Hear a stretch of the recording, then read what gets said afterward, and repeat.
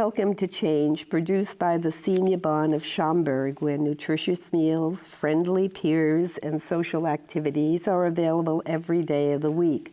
Under the able direction of Marina Lvovich, the cost and location are available to all. And we seniors do meet monthly in a panel to discuss events that have occurred in the past, the near future, and the future. And we look forward to today's program on admiration, people we admire, and I'm kind of excited about that topic. I'd like to introduce our panel. We have Barb Herschberger, and she was born in Harvey, Illinois, so she really is a little distance from Schaumburg. Yes. She's now a resident of Friendship Village in Schaumburg. She has 3 daughters, 2 grandchildren, and 1 great, and is a former businessman for the orthopedic group. She is also an interviewer and what would we say, event chronologica for the TV program at Friendship Village. So she had a little bit of a background there. We have Jewel Walker, who was born in Des Plaines and now lives in Schaumburg. She has 5 children, 9 grandchildren, and 4 3/4. I love that, great-grandchildren. She was formerly a switchboard operator and a fitting room assistant and has been coming to the Bond for about 2 years now. 2 years. And she does help out with trays and with goodies and with present wrapping and etc. And we have Pat Draper, who was born in Chicago, Illinois, and now lives in Schaumburg. And she has 2 children, 5 grandchildren, and 5 great-grandchildren. And she was formerly a deli clerk and goes to the Bond for the companionship, playing cards, and bingo. And I am Lori Candle. I was born in Brooklyn, New York, and I also live in Friendship Village, and I'm a retired teacher with 2 siblings, 2 children, and 2 grandchildren. Today's program is on people we admire, and admiring someone is human. We can all recall someone who has inspired us throughout our life. It may have been a family member, or perhaps a friend, or an instructor, or even someone we did not know. But we admired their lifestyles, remembered what they did or said, and their kindnesses. We did not become the admired, but their lives led to our personal improvement and growth. However subtly, their interactions influenced our thoughts, actions, and/or words. As a child, I greatly admired my Aunt Mary, my mother's sister. She shared her time with me, listened to my childhood laments, and I still remember her reciting, "There was a little girl who had a little curl right in the middle of her forehead. And when she was good, she was very, very good. But when she was bad, she was horrid. She loved me, she corrected me, and her little Lizzie Tish grew up absorbing many of her good qualities." My children also had their heroes they admired. They were passing fancies, thank goodness, but for a time it dominated their life and our family. Superman underwear, capes, costumes, play, you name it, were part of our life. However, time passed and so did the influence of this character. Blessings be known. Some people do come into our lives for a period of time, make their mark on memories, but soon pass on until others arrive. And for some reason, known or unknown, they stay, they transform us, and become part of our lives. Charles Caleb Cotton said, "Imitation is the sincerest form of flattery." However, admiration is something that does appeal to the emotions. It may be pleasurable, something impressive, and/or worthy of respect. And in my view, imitation stems from admiration. But Manjo Catrice said, "Be original, be yourself. Admiring others is all right, as long as you don't imitate them blindly." Today we will look at people who did influence us in a good way, and that part of them became part of us. As a child, did you know someone whom you admired so much that they remained a part of your entire life?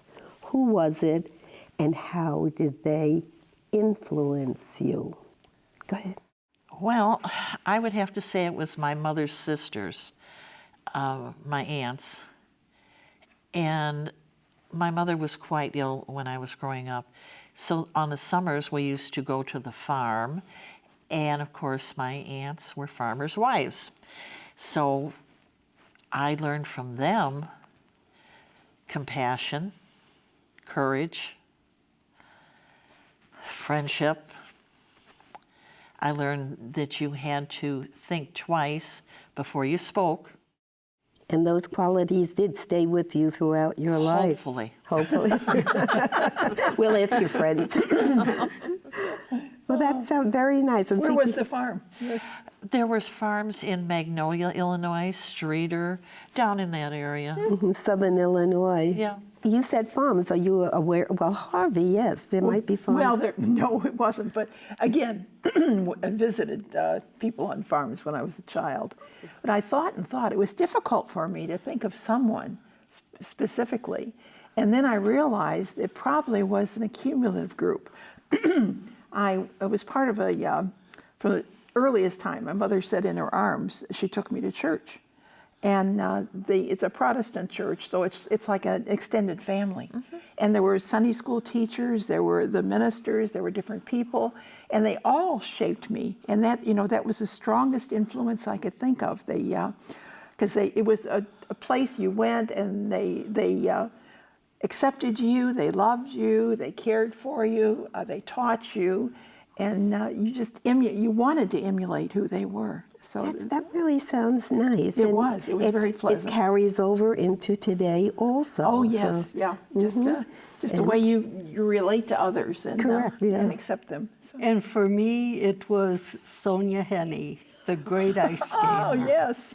My aunt took me to see the ice show at the old Chicago Stadium, and I fell in love with Sonia Henney. I thought she was the greatest thing on earth. Could we carry this on in the next segment? Because I love her too, but we'll be back in one moment, please.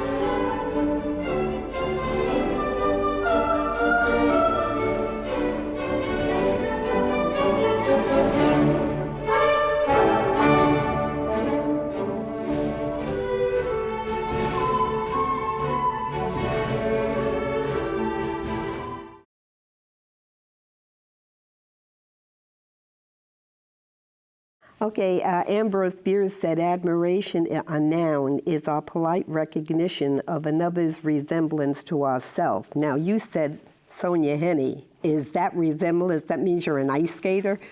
No, unfortunately.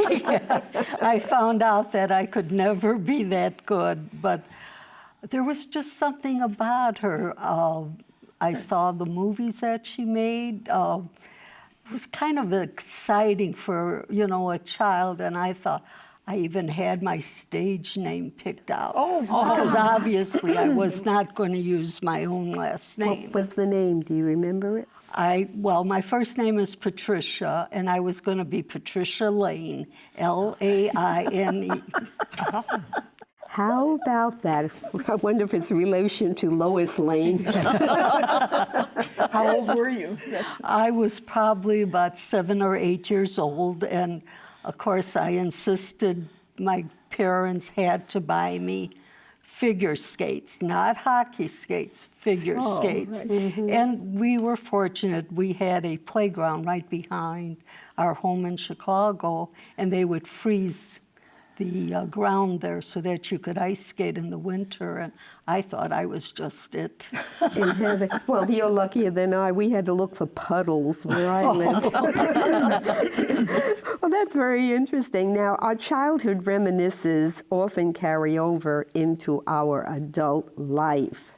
Let's think of our family now. Is there anyone that you wished your children to have emulated in their early life, Bob?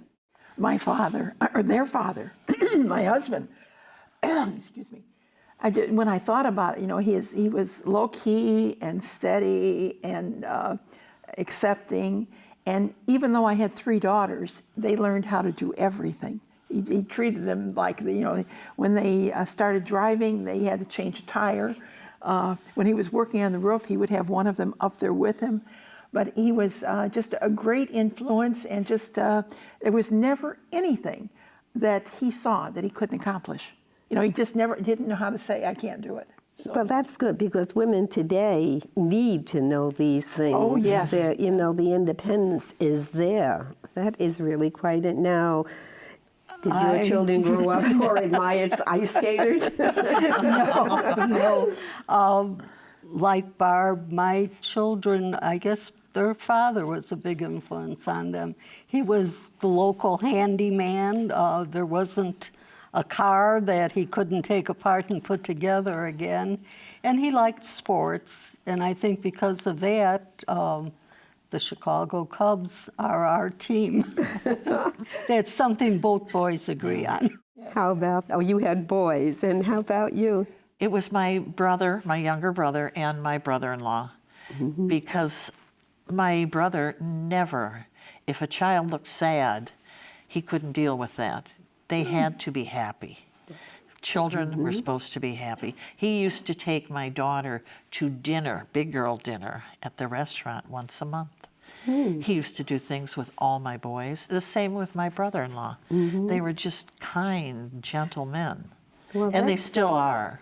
It's interesting that we all chose men. And, you know, I was thinking the same thing, Barb. You know, it's really interesting. I guess, well, you know, we tend to look to emulate the male, species. Well, did any of your children admire someone else and it influenced their life? It might be for good or for bad. Is there any? My middle daughter was strongly influenced by my niece, my husband's niece, and A female. A female, yes. And she was a minister, and she just admired her, and always thought that she was someone who was out there doing something, and she was an activist. You know, she was, if there was something going on, you know, she wanted to be into it in that way. And my daughter followed the same train and actually went to seminary. She didn't go into the ministry, but she did go into seminary. Well, good so she training. really, really Right. influenced her to a great extent. Now, was there anybody other influence there? I would have to say for my boys, it was their friends' fathers.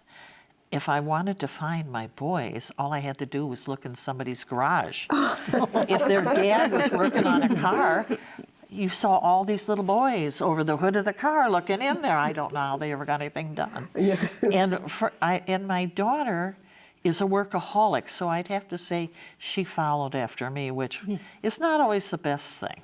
Well, come on You now. have to leave time, though. If you work all the time, you don't have time for your, to spend with your family as much as you'd like to. In today's world, that is really Right. something to look into. And what about you? Oh, I would say for me, my boys, the youngest one is too much like me. A very bad temper, quick to fly off the handle, where the oldest one is calm, like his dad, kind of thinks things over, before he speaks his mind. There are times I bite my tongue to keep from shouting out things that I shouldn't. So, yeah, good and bad from both of us. Well, they say that of the 46 genes, I hope, don't quote me, but when you have all the genes from mom and dad come together and they're put into a pot and all mixed up, and then, half of them come out, that's why we're all so different. And in the same family, you can have different types of, children, one so different from the other. And I think we've all experienced that. Were there any trying moments when your children admired someone for good or not so good as they were growing up? And how did you handle the situation? Or is that a tough question? Yes, it is. For my boys, their father died at a young age. My younger son and I I don't know, I guess we just couldn't express how we felt to one another, and therefore he wasn't home that much. And there were times when the phone rang, I thought, oh boy, what happened now? Fortunately, he did get in with a good group, and I didn't have to worry when the phone rang anymore. Excellent. Well, children are like wet cement. Whatever falls on them makes an impression. And Haim Janot, a child psychologist, said that. We'll be right back right after a short break.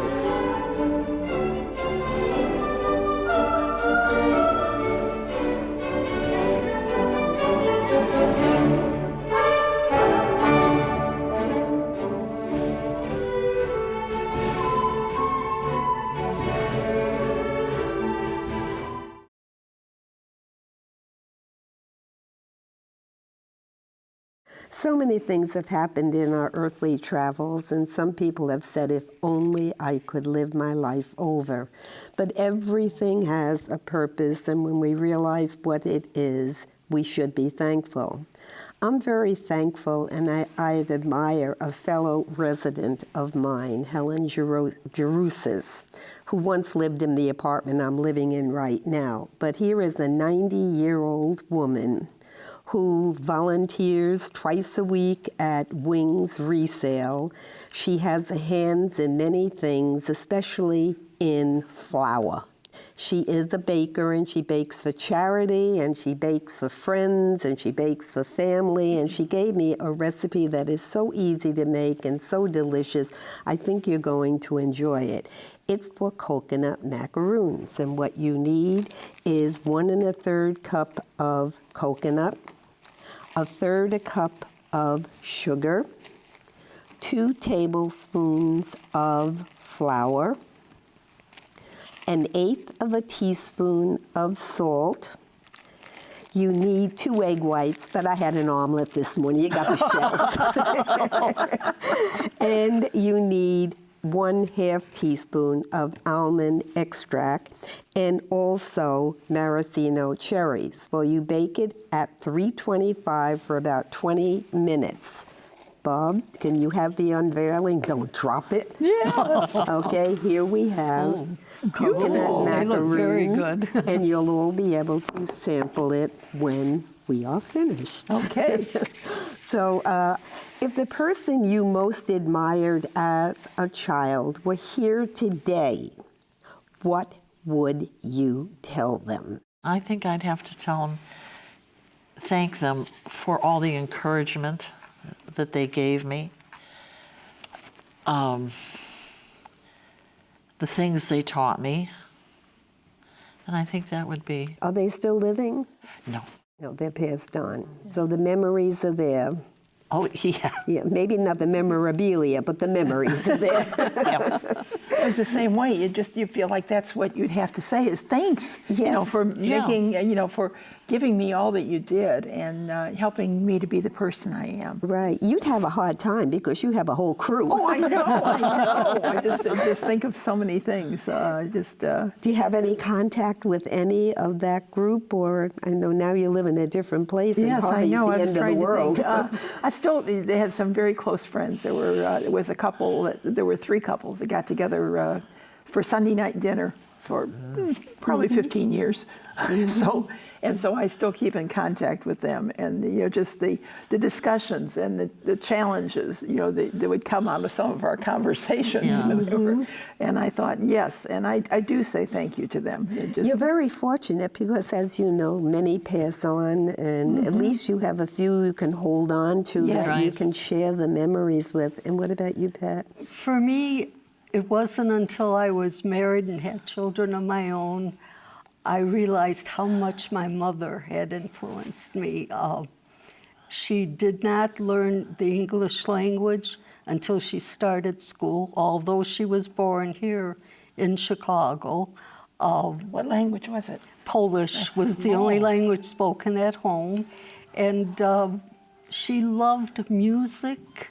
She took my brother and I to Goodman Theater, and I think that kind of brought my love of going to see plays and concerts and that.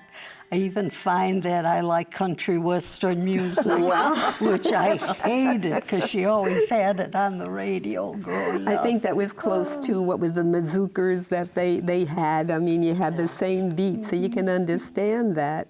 Unfortunately, she's no longer with us, but I wish I could have told her how much she did. For you, right.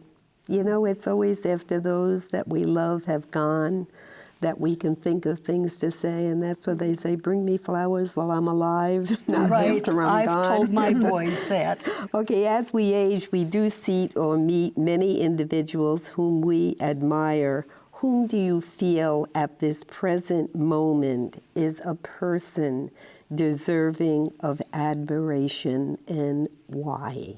Oh, that was easy for me. There's a woman at Friendship Village called Mitty Dick.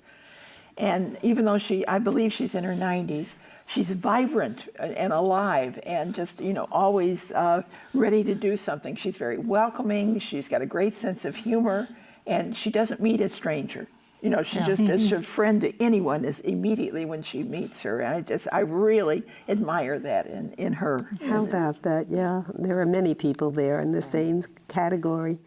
For me, it was Eleanor Roosevelt. Oh, wow, I don't know yes. why. Of course, I was too young during the 40s, to really admire what she was doing. But now through the years, I read articles about her. And Friendship Village did do something with a guest speaker there. It was really interesting.